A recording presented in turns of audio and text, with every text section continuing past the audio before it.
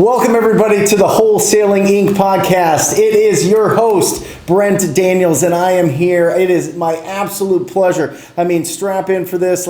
And when people say strap in for this, it's usually a little bit lackluster. It's not really as exciting as you think it's going to be. But this is going to be it. This is going to be absolutely bananas because I've got the master of closing, the master of fire damage properties, the master of just real estate investing in general here in Phoenix with me, Mr. Elijah Rubin. Welcome. Oh man, thank you so much. Thank you so much. I appreciate you. Salute to all you guys out and gals out there. Appreciate the opportunity. This is going to be fun. This is going to be fun. So if you guys haven't seen, if you guys have not been on Elijah's Facebook Lives, he has done over 100 live calls where he is actually on the phone with live sellers. Yeah. So tell me about why'd you do that, and tell me what you got out of that experience. Sure. So, I've been doing sales for almost 20 years. I worked at like every call center probably in Arizona at one point in time. And so after doing, shout out to Michael Powers. He was, he's listening, he's my acquisition manager, and he's listening to me make calls. He's like, Elijah, have you ever thought about putting these live? I'm like, why? When I put it live, I'm just making calls. He's like, no, man, like you do something different that we're not doing. Mm-hmm. So I'm like, okay, so nothing fancy at all. I'm talking about a Dasani water bottle, mm-hmm. no green screen, and an iPhone. Yeah. and my phone, I had some hip hop instrumentals. I just put on speakerphone, and I started talking to people. I know. As I'm talking to people, maybe 300-400 people watch, here and there, whatnot. Then probably about 2 months later, people started were tuning in. We're watching this with my kids. Mm-hmm. We're watching it, and then when I closed one deal, made $22,000 on one deal. Boom! Now we had 12 to 15,000 people watching, mm-hmm. locking in. We had people engaging with it, ask them this, try to drop the price this way. And I'll talk to a Spanish client, not know what to say in Spanish. So they'll say what to say in Spanish to me. So it was really cool to see. I think what they really liked about it, when I asked people, what do you guys like about this? It's the fact that I think I'm being vulnerable. Mm-hmm. I'm getting cursed at, I'm getting hung up on. Sure. And then they get a chance to observe somebody who could go through the vulnerability stage, deal with rejection, mm-hmm. and fight call reluctance. For sure. Well, and I think there is something very pure about in the moment, actually going through it, no editing. I think we live in a very edited world. Mm-hmm. I even get a lot of comments on the YouTube page that are like, hey, why don't we just see you on the phone? Why don't we just see your people on the phone? Why don't you just get it going and do it that way? You've been doing it. So, mm-hmm. I mean, you're obviously a lot braver than I have. And I get it. From our standpoint, I want to make sure that the quality is good and make sure that we're getting people, we're giving them information quickly, mm-hmm. and letting them know what to do. Sure. But what you're doing is, you're just out there raw. You're out there just going through it, and you're having those conversations. You're listening. You're actively listening, because I've seen these, man. Mm-hmm. I watched them as you were doing it. It's live. I'm one of those eyeballs. You know how they have an eyeball that shows up and it's 37 watching? I'm one of them. Oh, here we go. This is amazing. And you're there having those conversations with people, mm-hmm. and you're pulling out and you're really pre-qualifying. And I was looking, honestly, and this is just from a selfish standpoint. Sure. I was looking at, were you doing the same pre-qualifying techniques as I was? Mm-hmm, okay, mm-hmm. Meaning, were you getting the condition of the property out of their house? Were you getting their timeline to sell it out? Mm-hmm. Were you getting their motivation to sell it? And were you getting their price? Mm-hmm. And I saw that your techniques of using it was very similar to what we were doing, because you'd get into this conversation. You would warm them up by one, first of all, your tone is fantastic. Let's be honest, right? This is something that it's probably natural, but it's also something that you've learned over years how to match them, how to slow down the pace, how your tone, you don't want to be too bombastic and crazy with them, right? Mm-hmm. But you want to be in there and you want them to know. But you would ask questions about the condition, and you'd mm-hmm. you'd kind of find out, is this a property that's going to sell at a discount, or is this somebody that wants retail? Right? Because when we're on the phone, when my people are on the phone, when your acquisition managers are on the phone, when you're on the phone, is this a deal or not a deal? Right. Mm-hmm. Is this somebody that wants retail, or is this somebody that's going to sell at a discount? And oftentimes the condition tells us that, right? And the condition tells us that. And the one thing I really learned too, that most people aren't going to tell you, I'm struggling. Don't get me wrong, you get your laydowns. Mm-hmm. However, people like dealing with people who reminds them of themselves, and they feel like that you're not going to judge them, but you can empathize with them. Mm-hmm. So I'm literally talking. I'm trying to make sure I feel like I'm your lost high school friend you haven't talked to in years, and I need to catch up with you. And then I'm going to start saying little things, pain points, to see if how vulnerable are they willing to get with me. And then I want to share a story. I want to talk about a story like a felt found story to get them to position me as not just an investor with cash. I want to start to position myself as a trusted advisor, and then know what do you need, and then how do you feel about that. So by being able to help them identify the pain, and then get very creative. And if you could get them to start talking about their pain or start talking about what their goals, what are you gonna do with the cash? You going on a cruise? What are you gonna do? Come on, stop. You buy a new wardrobe? Can you take me out with you? And if you can get them to laugh with you, it's kind of like, it really, and I say this a lot of times, if you could be at a bar and walk up to a girl and talk with them and get a number, not saying you do anything more, but if you just get a number, it's real similar because you have to be engaged. You can't be over the top. You have to be listened. You have to do some back and forth, and you have to give them food, water, and compliments. Right? Let them get their own food. If they got water, give it to them, but give them as many compliments. Be authentic, be sincere. Because right now our society is people only have something to tell you what you're doing wrong or what I don't like about you, and you're only getting compliments from your friends and family. But you get compliments from somebody you don't know, it puts those it disarms them and puts those defense mechanisms down a little bit. And see, I just get a lot of good results out of it. So how do you give people compliments without being fake rapport building? You know what I mean? Like going in and be like, oh, you like bowling? I like bowling too. Like, you know what I mean? How some old school techniques or even new, I mean, we're taught now. How do you give compliments to them? Because I find that, honestly, I could be interested in anybody that we're talking to. Like literally, if somebody's got a story, they've got something going on. But how do you do it? How do you compliment them? How do you get them to feel like you're that long lost high school buddy that isn't on Facebook and they haven't talked to about? You know what I mean? Like. So two things. One, I think it's adopting that mindset, attitude of servitude. Okay. So when I'm coming to people, I'm literally I'm looking for ways I can serve you. I want to know what do you like, what are you into, what do you need, what relationships I have, what contacts I have, what referral is a book, a podcast. I'm literally tune the antennas up, trying to feel for how can I add value, right? So because I'm approaching that with it, then I'm going to do, and it's one of these techniques I share in the Master the Art of the No, is called a universal yes with a compliment question. So the universal yes is I want them to get used to tell me yes. So I'll say something like, don't you love it when the market's good like this and the economy's going great? They say yes, perfect. Is it me, or have you always been this easy to do business with? No. Who doesn't want to be told they're doing business with, right? Or have you always been great at making good decisions? Or that's something you learned from your mom or your dad? And so now just complimented the mom and dad and told them they're great at making decisions, even though they might overpay for the house in 06, 07. But now I gave you a compliment. Now it feels genuine. Now I'm giving you a universal yes. It got you said yes to me. Now I gave you a compliment. Now your limbic brain is dropping chemicals in your body. Makes you feel good. Yeah, now you're associating that with me. That's how I do it. Love it. So, and this is this with your initial context? Is this with your lead follow-up?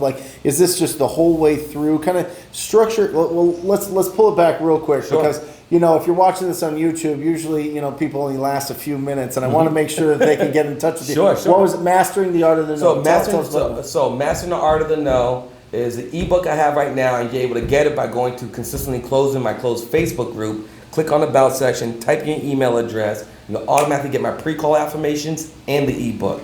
One more time. Sure. So it's called Consistently Closing on Facebook. On Facebook, a closed Facebook group. When you're in the group, I'll prove you into it. You click on the About section. You simply type in your email address. You automatically get my pre-call affirmations, and you get the ebook. And I'm turning the ebook to a hard copy where I'm adding the affirmations to it. So, what is a pre-call affirmation? So every one of my team members, every one of my VAs, even in the Philippines, and that's why I feel like my Philippines cold callers are getting a lot more results, because before they get on the phone, I have a specific pre-call affirmations they do. Because I don't care what happened the day before. I don't care what happened that morning. Before you get on that phone, I want you to cleanse your energy. I want you to realize who you are, how valuable you are. You're an expert, regardless if they know it or not. You are here to do it. You're serving a bigger bigger purpose, bigger cause. You're the spear of the knife, and I want you to be understanding how valuable you are. And on every call, it's sell or be sold.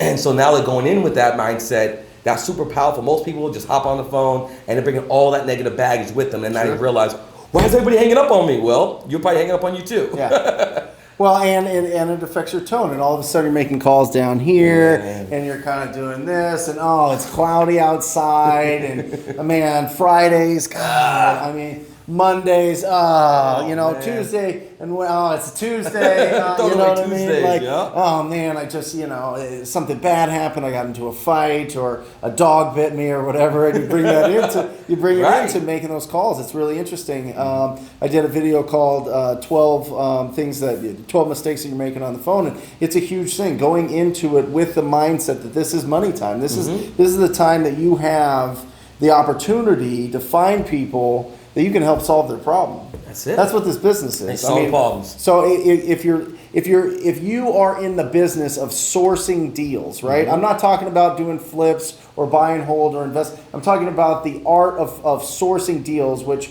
is commonly referred to as wholesaling. If that is your business, then it's all about having quality conversations with distressed property owners. That's it. That's what you're saying. Have quality. The quality of it is not only in the tone of your voice, in your pacing of what you're saying to them, but also in some of these questions that you ask to make their brain feel good, make them feel good, make them be comfortable. At least even if they never do business with you, you're going to get to the bottom of whether or not you guys you're close on numbers. Yeah. But the numbers part is only part of it. The other part is they have to trust you. Right, and it's like the numbers part becomes less and more valuable. Yeah. I've learned. So 3 things, right? One, when I first started out, I figured out I don't want to call myself a wholesaler because everybody's going to be a wholesaler. And you tell people you do real estate, oh, you're a realtor. Like, no, I'm not a realtor either. But I like to do it. And only in the real estate world you use this, all right? I like to call myself as a solution engineer, all right? So solution engineer comes solving problems. That's all we're doing. We're solving problems. And so, that's different. How do you do that? Well, we're going to talk about your biggest problems. We use your asset to help create capital to alleviate your problems. Now, if you go to the club and you're at the bar and you try to tell a girl you're a solution engineer, she's like, well, that means you don't got a job. All right, so it doesn't work there, all right? No. I tried it there, it doesn't work, all right? So solution engineer, and now you can start feeling better about yourself. That, hey, all right, I don't need an engineer degree to be an engineer. You just have to be willing to solve problems. Right. Then the second thing, I remember when I first started, 15 years ago, I had a white 1995 Toyota Camry called Mother Pearl. Nice. Big old cracked windshield, all right? And I had investors say like, hey, if you could show up to houses with a cracked windshield, they might think you're cracked out. So I used to park down the street and I walk in the house, but I was wearing that mindset with me when I went in there. So when I'm on the phones or if I was inside the house homeowner, they could sense that I didn't really feel that I could deliver on what I'm going to do. Yeah. So, bring back to what you're saying as far as having that mental understanding how valuable you are. Now, when I'm on the phones, the vision of who I am, before I get on the phone, that's why we make them do those pre-call affirmations. I mean, I'm visioning myself, I'm kicking open the G5, suited up, Rolex down, the wires come to you, do you want your money, do I got to give the money to your neighbor, who's buying? And so that is the mindset you want to, even if you don't have that, you want to basically obtain that mindset about yourself because it allows you to execute. And the third final point was I learned. So what do you say?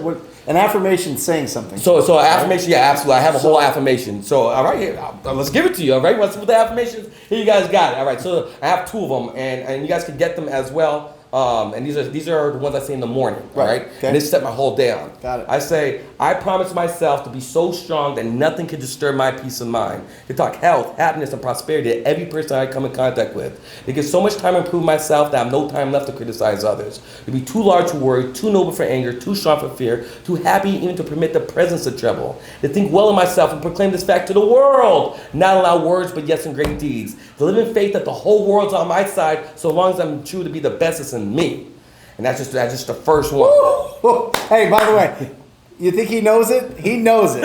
You think he believes it? He believes it. And this is coming from the guy that had a cracked windshield walking in, not knowing whether or not having that confidence that you have it. You built it through this incredible. I mean, you're getting me hyped. I got goosebumps. Nice. While you're talking, like literally. But like, how? I mean, powerful. I love it. I love it. I don't know. I'm speechless. See, Yeah. and once you start doing these, because people don't understand that the tongue is mightier than a sword. Yep. And you're literally pouring power into your day. Mm-hmm. When you walk out that door, there's gonna be so little you have control over. And you're gonna have the world telling you who you should be. You have your friends telling you who you should be. You have people on the sales telling you, piece of crap, how dare you make this offer? You have all these different factors telling you who you are. Yep. And if you don't believe who you are, you're gonna accept who they tell you are.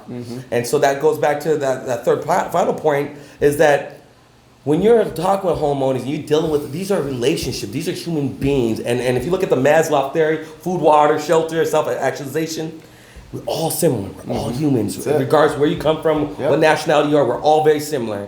And so what ends up happening, quality of life is always more important than the dollar amount I get.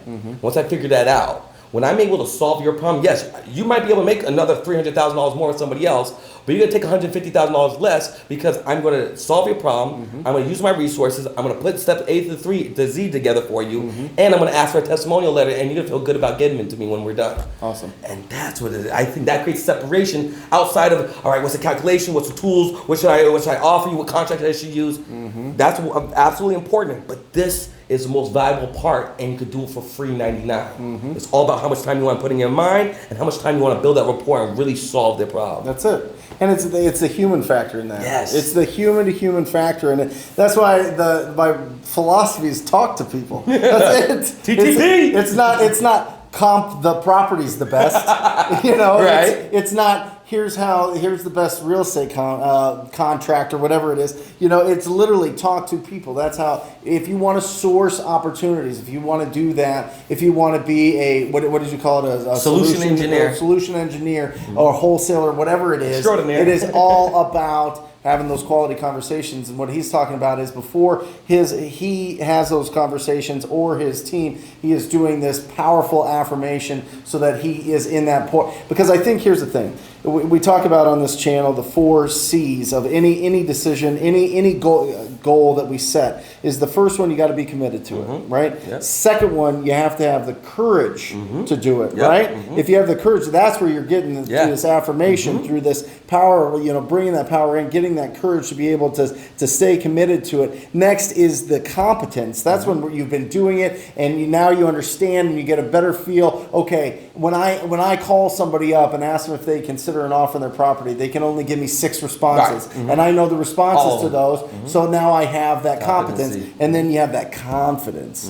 That's where you're at now. You have that fourth is that confidence. Once you have the confidence, now whatever goal you're setting up, you run through those 4 filters, boom, you've got it, right? Yeah. So now you got the confidence to go forward and to really understand the value that you provide in this industry. Because I really think when you're starting out, you see these big checks, and it's all about the checks, and it's all about the outcome of all this, but we don't get those checks. Our income is equal to the amount of value we provide. That's it. That is a universal law. Yep.